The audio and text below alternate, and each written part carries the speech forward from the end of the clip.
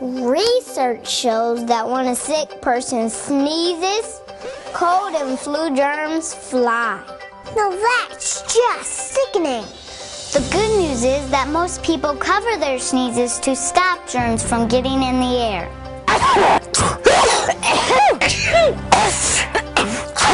So why then do so many people get sick from cold and flu viruses?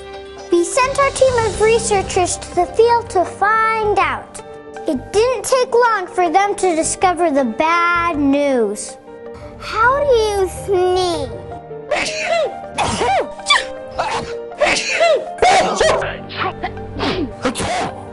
In our sample, most people use their hands to cover those sneezes, but very few wash their hands after sneezing. That's just gross. This means most sneezers contaminate everything they touch with their germ-covered hands. Yuck! New research shows that the safest way to sneeze is in your sleeve. This way the germs get trapped in the fabric and then die without spreading. Now let's see some examples of proper sneezing technique. Let's see you sneeze.